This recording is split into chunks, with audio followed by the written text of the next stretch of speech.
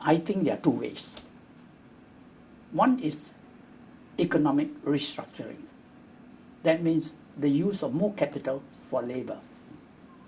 The other way is to extend the age of retirement.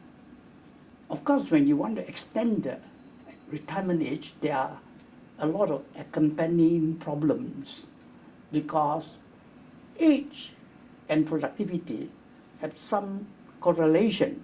If you're very, very old, the productivity can decline, likely to decline. We have maybe far too many foreign workers at a very low level of income.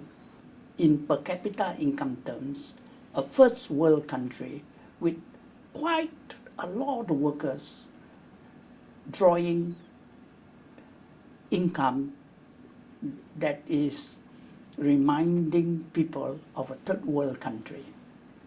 That is, if we want to put it, a problem. You've rattled many economists and businesses with your wage shock therapy that you advocated back in 2012. You highlighted the two extremes of Singapore's pay and salary system. And Professor Tommy Koh, though, said that we have a prosperous but a somewhat unfair society. Is that your view as well? Yes, we share the same view that income distribution has become grossly unequal. Technically, the Gini coefficient in the last 10 to 12 years, steadily it has declined. And it is now quite close to 0.5. We have to find ways and means to check further deterioration. We have news now that the government is making the labour movement's progressive wage model compulsory in two industries at least, cleaning and in security. How long before a minimum wage might actually be implemented in Singapore?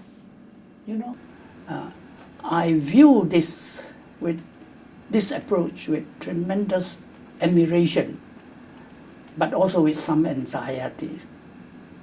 My anxiety stems from the fact that I know of a country that started something like that, with a minimum wage for one sector and later on to many, many sectors, and it ended up that country after about 10 to 20 years having 400 or 300 minimum wages. There was a great deal of microeconomic management of the economy. In the short run, things may appear very attractive, very good, but in the long run, we may get ourselves into all kinds of unforeseeable problems. The foreign worker issue is one that is almost continuously percolating under the surface of Singapore society right now.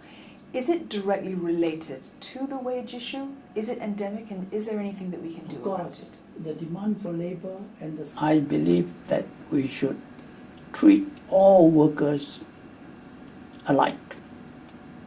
Pay all workers the same pay and treat all workers with the same decency. We bring foreign workers in, they help us to become very competitive. They help us to increase our GDP. You have a society extremely wealthy, extremely affluent, but you have workers that many of them are extremely poor. Is that a kind of Singapore that we are very proud of?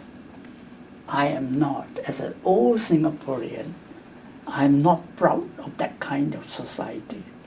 If we can, we will have to integrate them as part of our society, willingly, not in any way by force, but willingly, that they become part of us, share our dreams, share our problems, and share our anxiety, and face the future together as Singaporeans.